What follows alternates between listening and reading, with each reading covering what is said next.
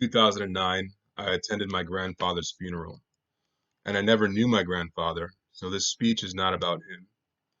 But what's interesting is when I went to my grandfather's funeral, I'll never forget that there was a line that extended from his casket all the way out the door and into the parking lot. My grandfather was famous where he came from for having over 70 kids.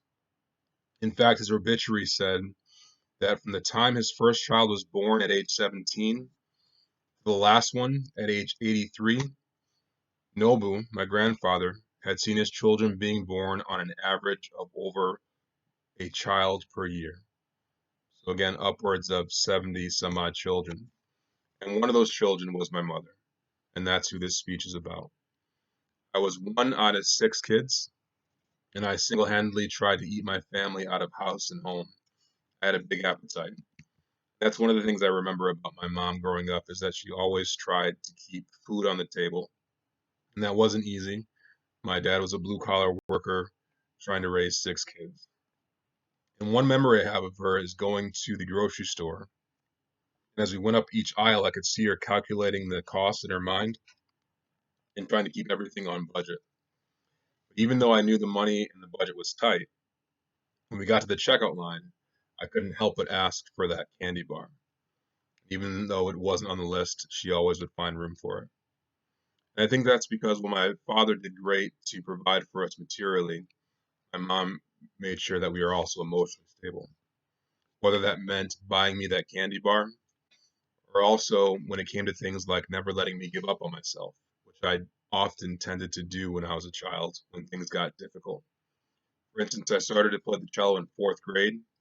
But by fifth grade, I realized it was a little harder than I thought. So I lied to her one day and said I needed to take the cello to school because I had a lesson, when in actuality, I quit and left the cello there. But the next day, my mother, realizing what I'd done, dropped me off at school. I saw her park the car and go inside. She talked to my music teacher. But when I got home later that day, the cello was back in my room because she wouldn't let me quit. And I didn't quit. I played the cello and the bass all through my senior year of high school. Had some amazing experiences, and I love classical music to this day. But that isn't even why I admire her the most. I often tell that story about my grandfather and his 70 kids to my friends. It's a fun fact that is pretty funny. Um, but the more I think about it, I realize how hard that must have been for my mom. My grandfather was in and out of her life. He was promiscuous. He was unloyal to my grandmother and to my mom and her sisters. And that could not have been easy. So it made me realize that sometimes we forget that our parents themselves are somebody's children. As they're raising us, they're trying to take care of their own emotional baggage and sometimes their own emotional trauma. And she was great because she hid that from me for so many years until my grandfather's funeral when I realized what she had gone through growing up.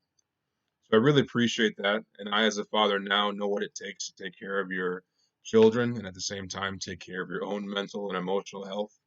So I really appreciate that. And I really appreciate my mom for all that she did for us and all that she tried to do for herself.